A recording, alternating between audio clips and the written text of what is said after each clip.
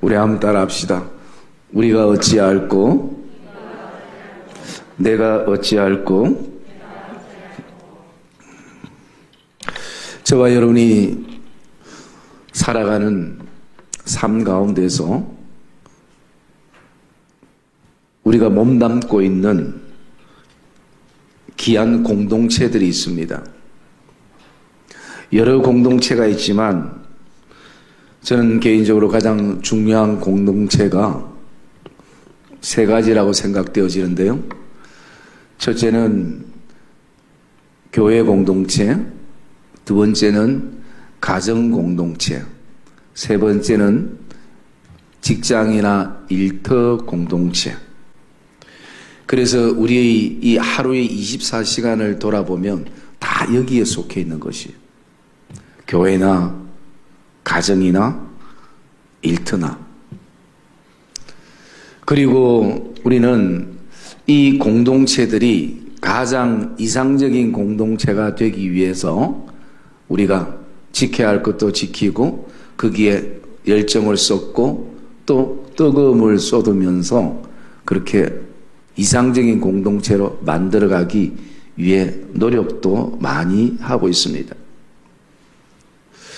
우리의 노력도 굉장히 중요하지만 더 근본적으로 우리가 그 공동체를 섬기다 보면 늘 느끼는 것이 내 힘이 아니라 진짜 하나님의 도우심이 필요하구나. 하나님의 함께하심이 필요하구나 라는 것을 우리가 느낄 때가 많이 있습니다. 그러면서 오늘 이 베드로의 설교를 백성들이 들으면서 그들이 이렇게 고백을 합니다. 우리가 어찌할꼬 라면서 한탄과 또 고백이 담겨 있는 그런 본문의 내용을 우리가 묵상하게 되어집니다. 여러분, 우리가 어찌할꼬라는 이 고백 속에는 두 가지 측면을 생각해 볼 수 있습니다. 하나는 우리가 살아가는 삶 속에서 교회나 가정이나 일터 속에 우리가 계획하지 않았던 여러 가지 위기 상황에 서게 되고 또 이 문제들이 해결되어지거나 이 장애물들이 뛰어넘어야 되는데 우리의 힘들이 부족하는 순간 우리는 이 모든 것을 우리가 어찌할꼬라는 그것이 마음 깊은 곳에서 고백되어질 때가 있습니다. 또 한 가지는 그 신앙적인 측면에서 말씀을 듣다가 또 기도하다가 예배하다가 우리 안에 내가 어찌할꼬라는 그런 고백을 가질 때가 있습니다. 어쩌면 우리가 과거도 참 많은 우리 가정이, 우리 교회가 내가 어찌할꼬라는 그런 어떤 선택의 순간, 결정의 순간들을 지금까지 보내면서 왔기도 했고요. 지금 이 자리에 앉아 있지만 우리의 마음 안에는 지금도 그런 질문을 하면서 이 예배 속에 있는 성도들도 있을 것입니다. 이 일을 어찌할까? 우리가 어떻게 할꼬? 이런 질문들을 우리가 던지게 되어집니다. 그래서 여러분, 오늘도 생활적인 측면이든 아니면 신앙적인 측면이든 우리의 삶 가운데서 내가 어찌할꼬라는 질문이 던져질 때 오늘 본문을 통해서 몇 가지 해답들을 우리가 찾기를 원합니다. 여러분, 생활 속에서는 어떤 일로 통해서 우리가 어찌할꼬라고 할 때는 한탄의 어떤 소리이기도 합니다. 그런데 신앙적인 측면에서 우리가 어찌할꼬라는 그것은 그냥 되는 것이 아니라 거기에는 한 가지 전제되는 것이 있습니다. 우리 37절 말씀 한번 읽어볼까요? 37절 말씀 시작. 그들이 이 말을 듣고 마음에 찔려 베드로와 다른 사도들에게 물어 이르되 형제들아 우리가 어찌할꼬 하거늘. 예. 여러분, 우리가 어찌할꼬 형제들아라고 할 때 전제되는 건 뭐냐면 마음의 찔림을 받았다라는 것이죠. 설교를 듣다가 예배를 드리다가 기도를 하다가 찬송을 하다가 오늘 마음의 찔림이 일어날 때에 내가 어찌할꼬, 우리가 어찌할꼬라는 이 고백은 결단의 고백이고, 그리고 정말 하나님 앞에 죄스러운 고백이기도 합니다. 여러분, 백성들이 왜 이 고백을 하는가 보면 베드로의 설교 가운데 36절에 보면 이렇게 베드로가 설교를 하고 있습니다.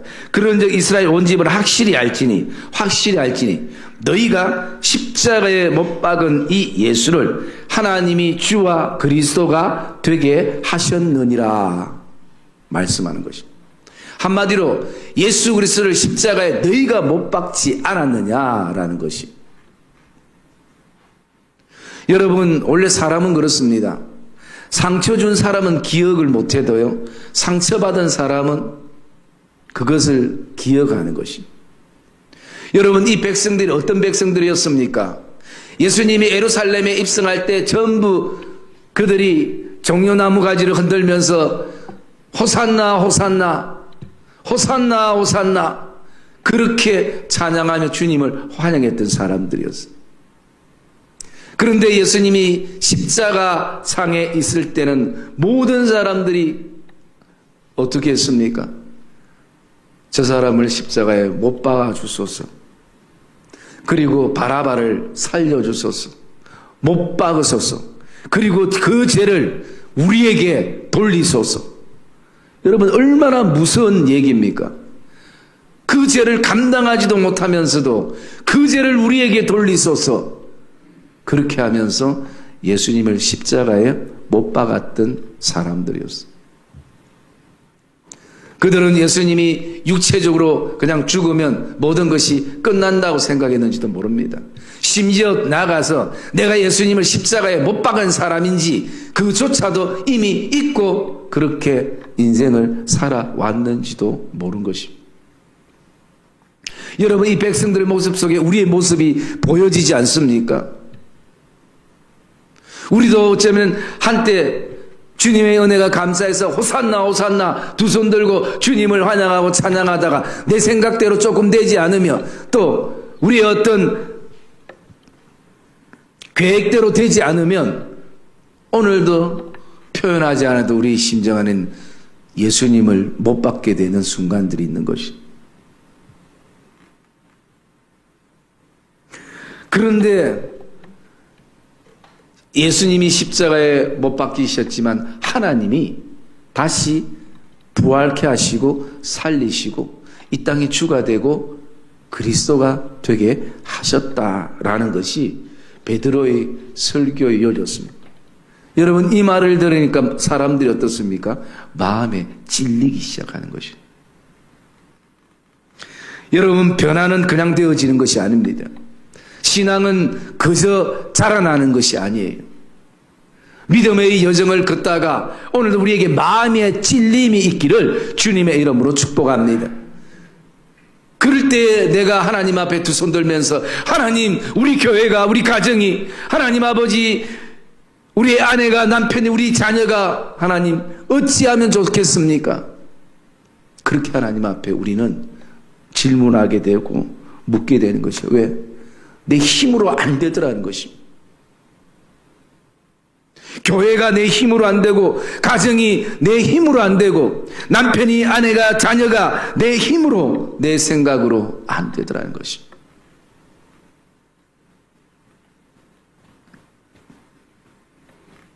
여러분, 예수님은 십자가에 못 박히셨지만 그 십자가에서 사람들은 죽음이라고 끝이라고 생각했지만 주님은 그 십자가를 통해서 이기셨다는 것입니다. 여러분, 그 말씀이 우리가 골로새서 2장 15절 말씀 한번 볼까요? 골로새서 2장 15절 말씀 읽읍시다. 시작. 통치자들과 권세들을 무력화하여 드러내어 구경거리로 삼으시고 십자가로 그들을 이기셨느니라. 아멘. 여러분, 예수님이 십자가로 이기셨다 말씀합니다. 통치자들도 권세자들도 다 무력화시키고 그리고 또 모든 것이 드러나게 되어지는 순간에 주님이 이기신 것은 죽음의 십자가였습니다. 그러기에 오늘도 저와 여러분들이 다른 것으로 승리하는 것이 아니라 십자가로 승리하기를 주님의 이름으로 축복합니다. 여러분, 십자가는 자기 죽음이에요. 그런데 죽음으로 끝나는 것이 아니라 주님이 우리를 다시 살리시기 때문에 여러분, 다시 사는 사람은 죽음을 두려워하지 않습니다. 끝이라고 생각하기 때문에 죽음을 두려워하지, 다시 사는 사람은 죽음을 두려워하지 않는 것이에요. 부활의 신앙을 가진 사람은 죽음을 두려워하지 않는 것이요. 그리고 부활이 의미 있는 것은 내가 죽어야 부활이 의미가 있는 것입니다. 여러분, 십자가는 그냥 내가 죽음으로 끝나는 것이 아니라 다시 사는 은혜가 있음을 기억하기를 주의 이름으로 축복합니다. 여러분, 그래서 예수님이 무엇으로 이기셨냐? 자기를 죽게 만든 십자가를 통해서 이기셨다는 것입니다. 여러분, 여기에 영원한 그리고 정말 깊이 있는 기독교의 핵심적인 진리가 십자가에 담겨져 있는 것입니다.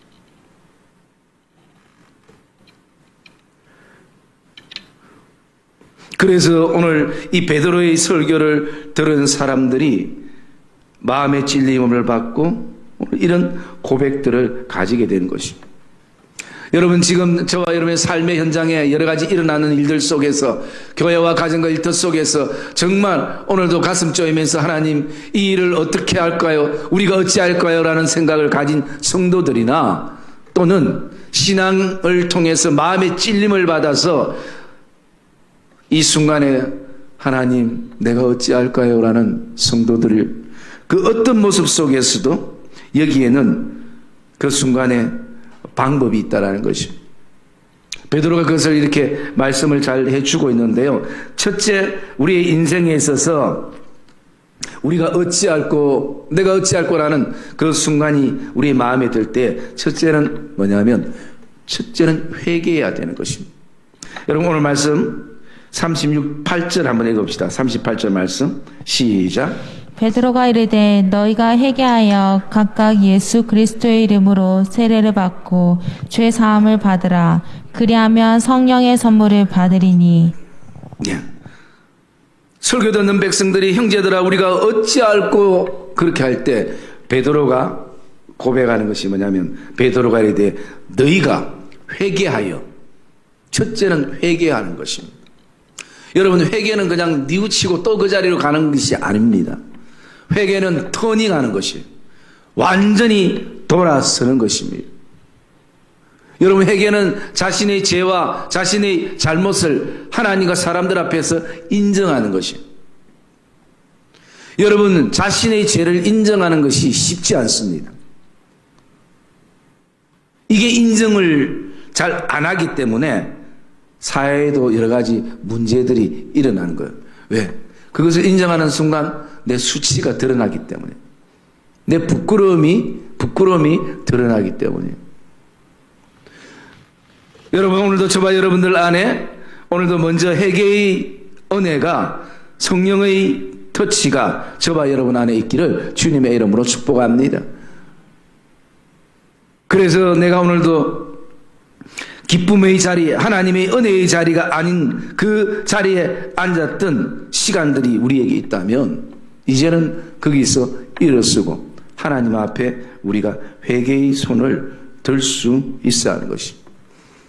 우리의 언어가 잘못됐다면, 우리의 생각과 우리의 마음이 시기와 질투와 분쟁과 원망과 혈기와 정욕과 유욕과 안목으로 차 있었다면, 탐욕으로 차 있었다면 우리는 그 부분들을 하나님 앞에 회개의 손을 들어야 하는 것입니다. 하나님의 일들과 또 하나님의 거룩을 드러나기보다는 내 육체의 소유의 욕망을 채우기 위해서 살았던 인생이 있다면 우리는 오늘도 두 손을 들고 나가야 하는 것입니다. 그래서 베드로가 얘기하는 것입니다. 회개하여. 그리고 두 번째, 우리가 어찌할꼬라는 인생의 어떤 한탄이 우리에게 들 때 기억해야 될 것은 말씀 앞에 서는 것입니다. 여러분 42절 말씀 우리 한번 같이 읽어볼까요? 42절 말씀 읽읍시다. 시작. 그들이 사도의 가르침을 받아 서로 교제하여 떡을 떼며 오로지 기도하기를 힘쓰니라. 예. 여러분 오늘 이 교인들 백성들이 사도의 가르침을 받았습니다. 이것은 다른 말로 말씀 앞에 서는 시간들인 것입니다. 여러분 우리가 말씀 앞에 선다는 것은 하나님 앞에 서는 것과 동일한 것입니다.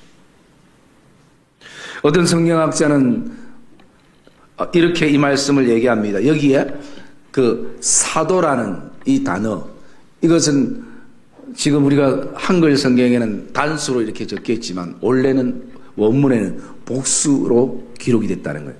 그 얘기는 사도들의 한 명이 아니라 여러 명이라는 것이죠. 그리고 이 가르침이라는 것은 단수라는 것이에요. 여러분 우리도 마찬가지입니다. 여러 목사님들이 설교하고 여러분들이 또 여러 목사님들의 설교를 들어요. 그리고 이 사도들, 이거는 여러 말씀을 전하는 사람들은 수많은 사람들일 수 있어요. 다 다른 사람들이 있어요. 그런데 가르치는 이것은 하나인 것이. 여러분 무엇을 가르치겠습니까? 하나님의 말씀이죠. 하나님의 구원의 복음이죠. 가르치는 사람들은 많으나 오직 가르치는 목적은 하나인 것이. 그래서 여러분 오늘 우리에게 중요한 것은 내가 하나님의 말씀 앞에 서야 되는 것이.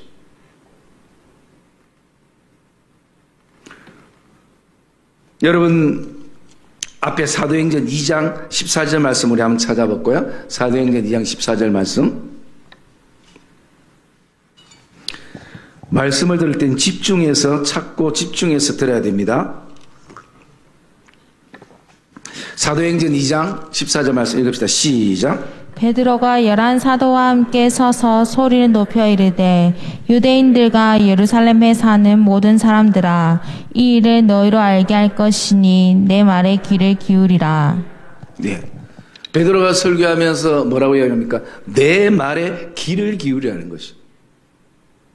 그것은 베드로의 어떤 말이겠습니까? 베드로가 지금 하는 설교는 뭡니까? 복음인 것이. 십자가의 복음인 것이. 베드로가 뭐 유창하게 설교하는 것도 아닙니다. 그렇지만 베드로의 그 설교에 많은 사람들이 회개하고 많은 사람들이 죽게 돌아오는 하나님의 은혜가 있었음을 우리가 보게 되는 것이. 여러분 그래서 우리가 말씀을 들을 때는 귀를 기울여야 되는 것이. 물론 육신적인 귀도 중요하지만 마음의 귀가 열려져야 되는 것이. 왜냐하면 사단은 오늘도 하나님의 말씀이 우리 심령 안에 심겨지지 못하도록 계속 방해하는 것이요. 왜? 말씀이 들어가면 사람이 바뀌거든요. 여러분 이제 어른들 전부 다 연령층이 제법 있는 사람이 누가 얘기한다고 바뀌겠습니까? 이미 살아온 세월의 자기 고집도 있고 아집도 있고 자기 생각도 있는데 사람이 안 바뀌어요. 여러분들 제일 지금 걱정하는 게 그거잖아요. 우리 남편이 좀 바뀌었으면, 우리 아내가 좀 바뀌었으면, 우리 자녀들이 좀 바뀌었으면, 목사님이 좀 바뀌었으면, 성도들이 좀 바뀌었으면. 여러분 그 변화의 역사들은 어디서부터 오는가? 하나님의 말씀이 심겨져야 돼요. 말씀이 심겨져야 돼요. 그래서 베드로는 뭐라고 얘기합니까? 내 말에 귀를 기울이라는 것이에요. 왜냐하면 이 순간에도 이 말씀이, 하나님의 말씀이 죽어가는 한 영혼을 살릴 수 있고 또 죽음의 문턱에 서 있는 사람을 다시 한번 생명의 길로 인도할 수 있는 말씀의 능력을 경험할 수 있는 순간이기 때문인 것입니다. 그래서 여러분, 우리는 하나님의 말씀 앞에 서는 시간들이 너무나 중요한 것이에요. 여러분, 우리가 살아가는 환경과 상황은 하나님의 말씀 앞에 설 수 있는 환경과 상황이 계속 만들어지는 게 아니에요. 어쩌면 하나님의 말씀 앞에 더 설 수 없는 환경과 상황이 만들어질 수도 있는 것입니다.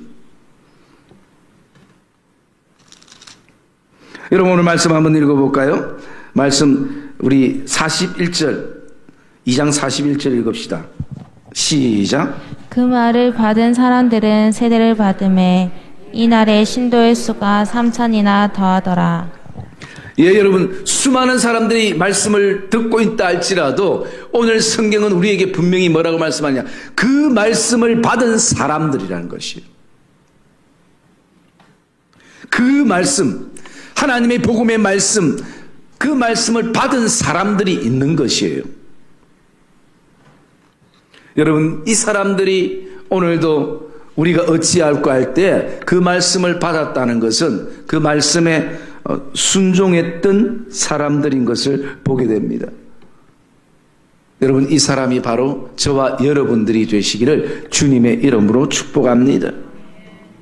42절도 그렇게 되어 있습니다. 그들이 사도의 가르침을 어떻게 했다고요? 사도의 가르침을 거부한 것이 아니라 받은 것이.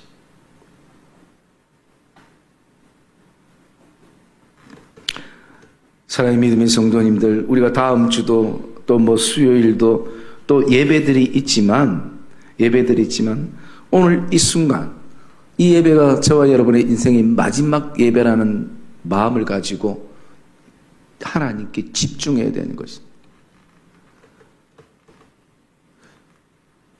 내가 듣고 싶은 설교만 듣는 것이 아니라 이 모든 말씀이 지금 이 순간뿐만 아니라 앞으로 저와 여러분의 인생을 살아가고 무엇을 결정하고 할 때마다 이 살아있는 말씀이 저와 여러분의 삶의 지표가 되고 나침판이 되어지고 그리고 우리의 생명이 되어지는 것입니다. 그래서 여러분, 말씀 앞에 선다는 것은 하나님 앞에 서는 것과 같은 모습인 것입니다. 그리고 또 우리가 어찌할꼬라는 마음이 들 때요, 기억해야 될 것은 뭐냐면 기도의 자리에 나가야 되는 것입니다. 42절 다시 한번 읽읍시다. 42절 말씀 시작. 그들이 사도의 가르침을 받아 서로 교제하고 떡을 떼며 오로지 기도하기를 힘쓰니라. 예. 여러분, 신앙생활은 그냥 교제하고 그 다음에 떡을 떼면서 서로 나누고 친교하고 여러분, 여기까지 끝나버리는 신앙이 되어서는 안 되는 것이에요. 어디까지 나가야 되냐? 기도의 자리에 나갈 수 있는 신앙이 되어야 되는 거예요.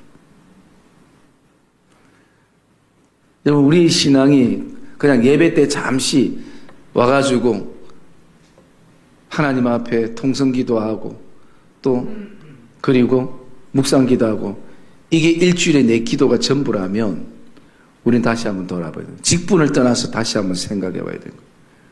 여러분, 신앙생활은 교제로 끝나는 것이 아니라 떡을 떼는 거로 끝나는 것이 아니라 오늘 어떻게 해요? 사도들의 가르침을 받아서 어디까지 나갔습니까? 오로지 기도하기를 힘쓰는 기도의 자리까지 나간 것이에요.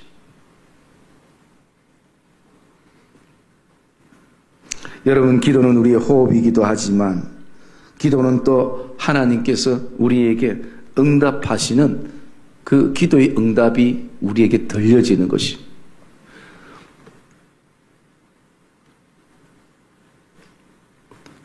서로 교제하고 떡을 떼며 오로지 기도하기를 힘쓰니라 해서 여기 힘쓰니라라는 말씀을 보면요, 어떤 의미가 있냐면 이런 의미가 있습니다. 굳게 계속하다라는 의미. 굳게 계속하다. 여러분, 어떤 기도의 제목을 가지고 여러분들이 기도를 시작했을 때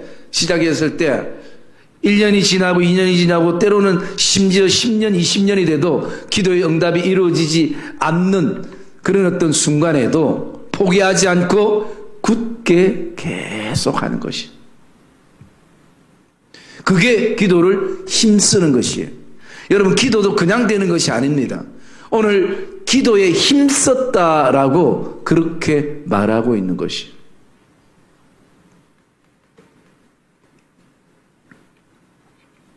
여러분, 기도는 어제 내가 가졌던 기도의 그 무게와 동일하게 내일 하는 기도의 무게도 동일해야 되는 것이.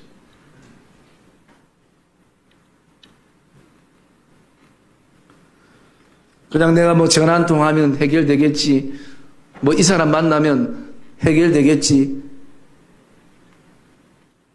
그런 마음이 아니라 우리의 삶에 크고 작든지 하나님 앞에 기도하며 나가야 하는 것입니다. 여러분, 혹시 포기된 기도가 있습니까? 중단된 기도가 있습니까?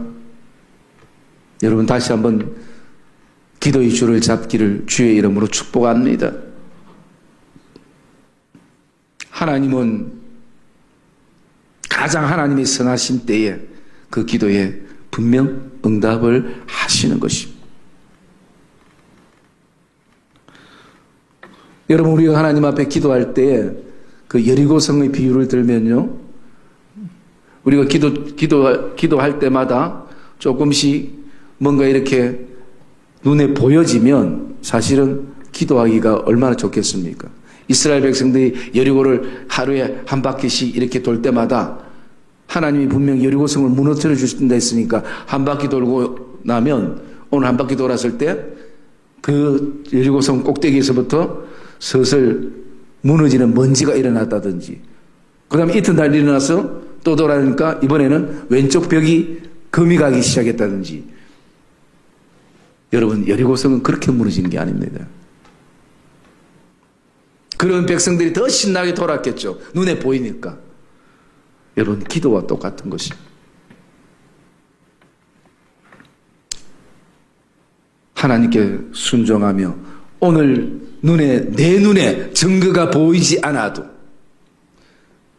내 손에 잡혀지지 않아도 반드시 하나님께서 말씀하신 대로 여리고성이 무너질 것에 대한 하나님에 대한 믿음을 가지고 그렇게 한 발 한 발 기도하면서 여리고성을 돌았던, 동일한 믿음과 동일한 마음으로 돌았던 이스라엘 백성들의 그 모습처럼 저와 여러분의 그 기도의 자세가 오늘도 그런 믿음의 자세가 되기를 주님의 이름으로 축복합니다.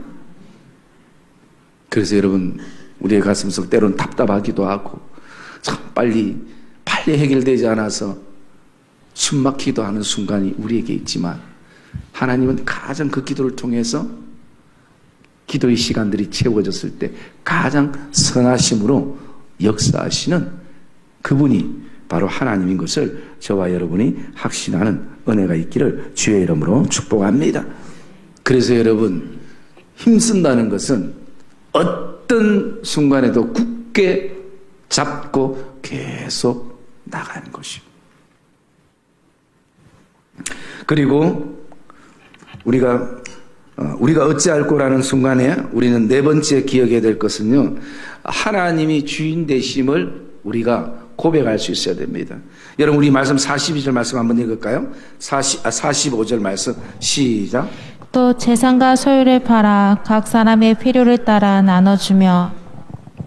예, 여러분, 초대교회의 얼마나 아름다운 모습입니까? 또 재산과 소유를 팔아 각 사람의 필요에 따라 나누어 주고 말씀하고 있는 것이죠. 여러분, 사람은 누구에게나 재산은 소중한 것이에요. 내 소유도 소중한 것입니다.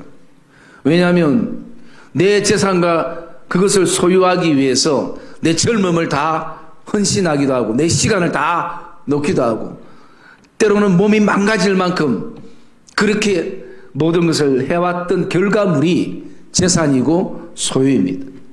이게 많든 적든 크든 작든 자신에겐 소중한 것이에요.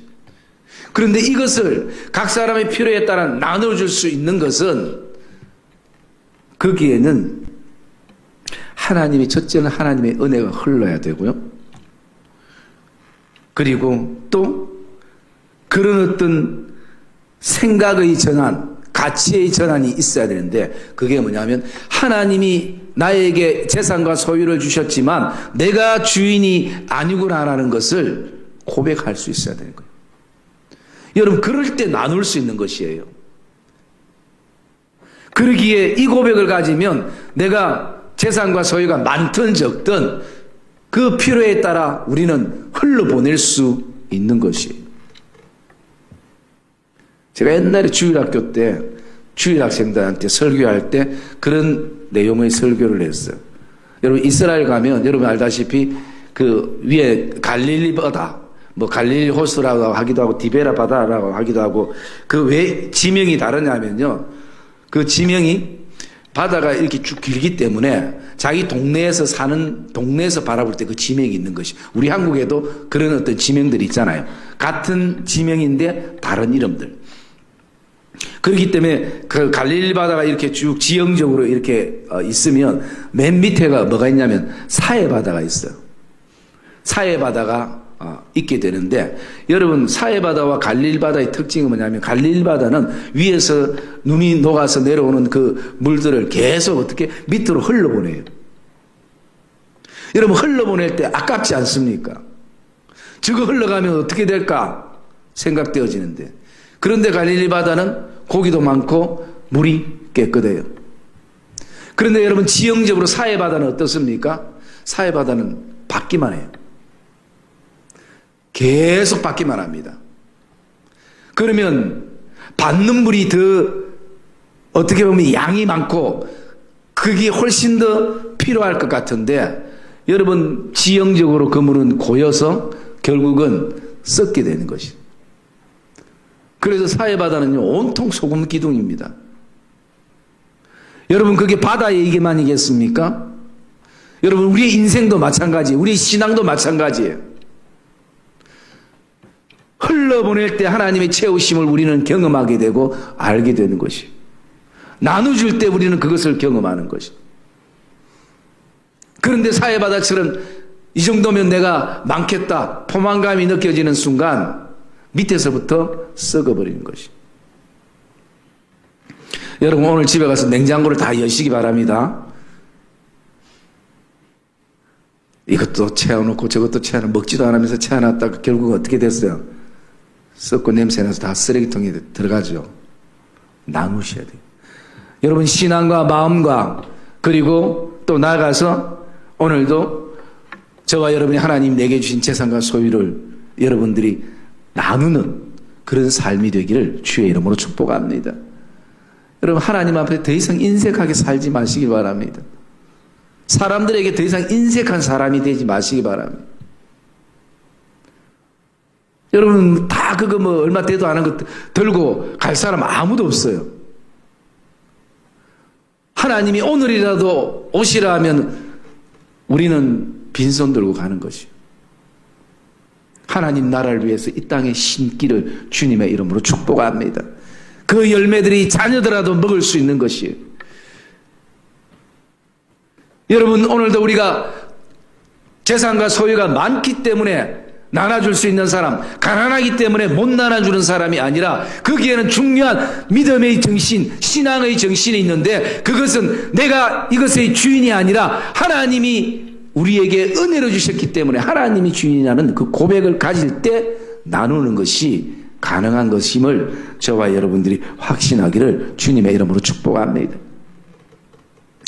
그래서 저도 이를 보면요, 나누는 사람은 계속 나누는 사람, 인생을 살아요. 그런데 받는 사람은 계속 받는 인생을 살아요.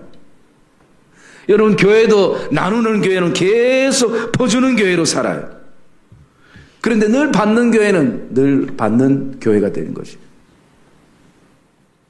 여러분, 제가 아는 개척교회 가운데서도요, 여러분, 개척교회는 당연히 다른 데서 좀 큰 데서 도와줘야 되겠지, 그렇게 생각하며 목회하는 분들도 계시지만, 제가 아는 교회 가운데서는요,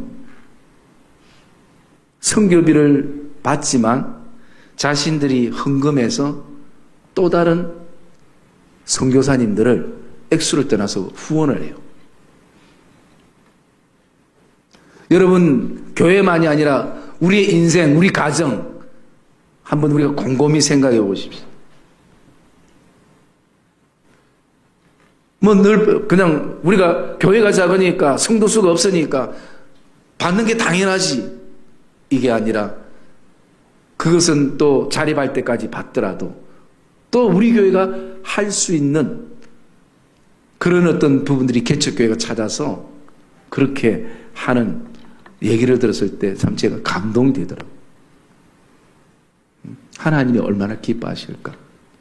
여러분 뭐 개척교회에서 그 선교사 후원한다고 해서 뭐 얼마나 하겠습니까? 그런데 하나님 참 기뻐하시겠다. 여러분 우리 생각이 평생 나는 가난해, 나는 못 살아, 나는 그래서 누굴 도울 수 없어, 그러면 평생 그 생각 속에 갇혀가 그렇게 밖에 살다가 인생 끝나는 것이에요. 여러분 생각의 전환이 있기를 주의 이름으로 축복합니다. 여러분 오병의 역사도 그 작은 아이가 주님을 생각했을 때, 드렸을 때 역사가 일어난 것이에요.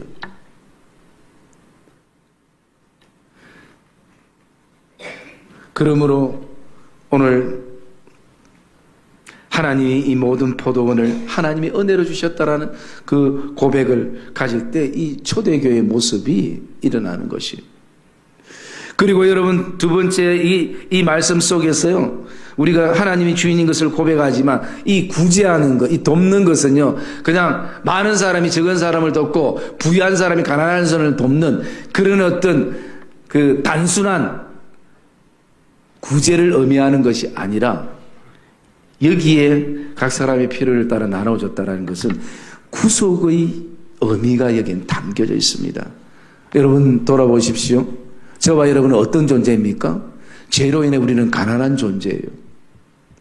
죄 때문에 죽었던 존재예요. 불쌍한 존재예요. 그런데 하늘나라 부유하신 예수 그리스도가 가난한 우리를 위해서 자신의 인생을 나눠주고 시간을 나눠주고 자신의 생명을 나눠주기 위해서 이 땅에 오신 것이에요.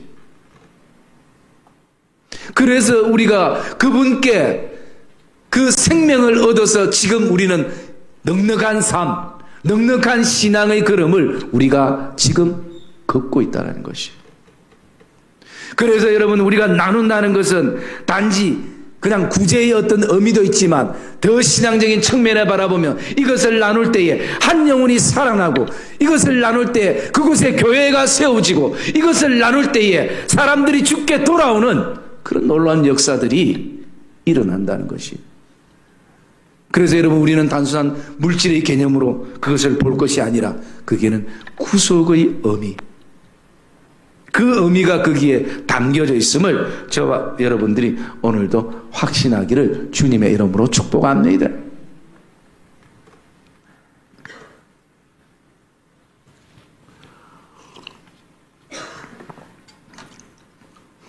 여러분 이들의 오늘도 그 믿는 사람들이 다 함께해서 모든 물건을 서로 통용한다는 것은 무엇이 가능케 합니까? 내 것, 네 것 구별하지 않을 때 가능하게 되는 것이죠. 네 것, 내 것 구별하지 않을 때. 항상 사람들은 거기에 대한 선이 있지 않습니까? 이것은 내 거, 이것은 너 거. 응? 여러분 우리 교회도 마찬가지.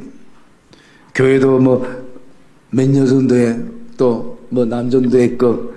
여러분 사실은 그게 다 하나님의 것이기 때문에 같이 나눌 수 있는, 통용할 수 있는 그런 어떤 마음의 변화들이 우리에게는 있어야 하는 것입니다.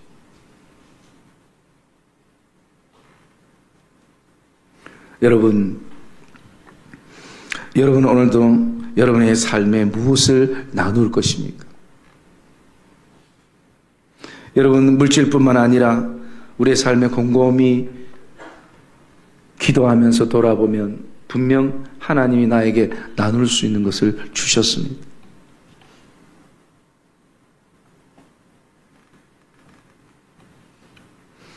여러분 성경에 누가복음에는 어리석은 부자의 모습이 나옵니다. 우리가 그 말씀을 알면서도 때로는 늘 어리석은 부자처럼 우리가 그런 인생을 살아갈 때가 너무나 많은 것이요.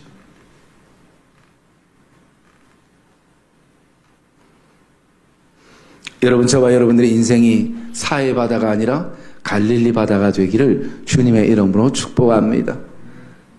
그것이 나가는 것이 아니라 다시 체험인 것입니다.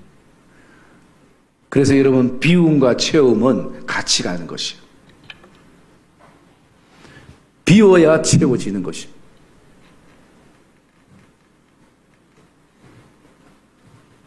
그리고 여러분, 우리 마지막 한 가지, 우리가 어찌할꼬라는 그 인생의 순간에 우리가 기억해야 될 것은요, 뭐냐면 똑같은 삶이 필요합니다.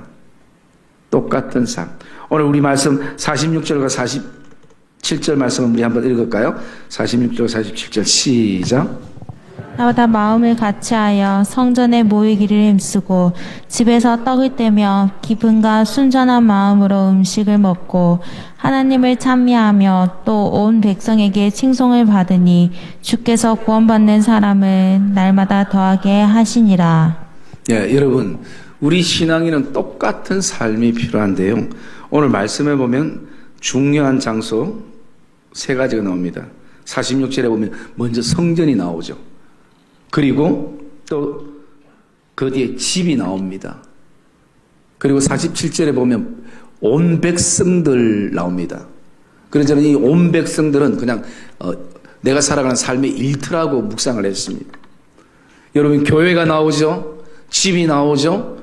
그리고 일터가 나오죠. 그 당시에 이스라엘 백성들은 날마다 마음을 같이 성전에 모이기를 힘쓰고 집에서 떡을 떼며 기쁨과 순전한 마음으로 음식 먹고 또 온 백성에게 칭송을 받은 사람들이 됩니다. 여러분, 이게 어떻게 가능할까요? 똑같은 삶이라는 것이. 교회에서나 가정에서나 일터에서나 그리스도인으로 똑같은 삶. 교회의 삶이 다르고 가정의 삶이 다르고 일터의 삶이 다른 사람이 아니라 초대교회의 사람들은 똑같은 삶이었다는 거죠. 그래서 여러분, 교회가 가정이 되고 가정이 일터가 되고 일터가 교회가 되어지는 그런 모습이 바로 이스라엘 이 초대교회의 백성들의 모습이었다는 거예요. 참, 저도 이 말씀 묵상하면서 찔리기도 하고, 내가 교회에서는 목사이기도 하지만, 그러면서 가정에서 본이 되지 않을 때가 있고, 일터에서 또 본이 되지 않을 때도 있는 거죠. 여러분, 교회에서 장로이고, 교회에서 목사이면, 권사이면, 집사이면, 여러분, 가정에서도 그 신앙의 모습이 있어야 되는 거죠. 일터에서도 그런 모습이 있어야 되는 것이.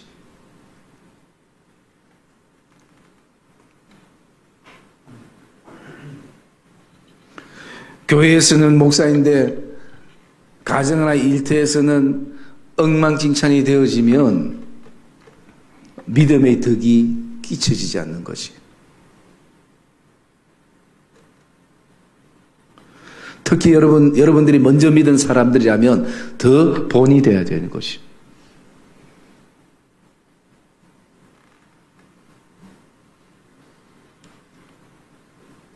사랑의 이름의 성도님들, 오늘도 저와 여러분의 삶 안에서 참 여러 가지 어떤 위기의 순간에 우리 교회가, 가정이, 내 신앙이, 우리의 직장과 일터가 어떻게 할까라는 그 고민에 놓이기도 하고, 또 믿음의 양심에 마음의 찔림을 받아서 하나님, 우리가 어찌할꼬요? 라는 그런 어떤 질문들을 던져지기도 할 것입니다.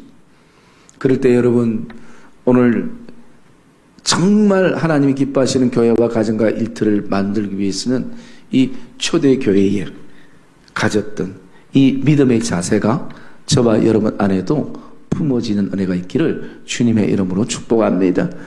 왜냐하면 우리 자신이 바로 하나님의 교회이기 때문인 것이요.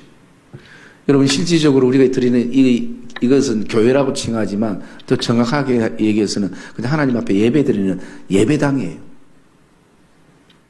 진짜 교회는 우리 각자예요. 오늘도 하나님이 기뻐하는 교회를 원하십니다. 하나님이 기뻐하는 가정과 일터를 원하시는 것입니다. 그러므로 저와 여러분 안에 어떤 인생의 순간에 우리가 어찌할꼬라는 시간들 속에서 저와 여러분 오늘 말씀이 깊이 가슴에 새겨지는 그런 복된 하나님의 백성들 되시기를 주님의 이름으로 축복합니다.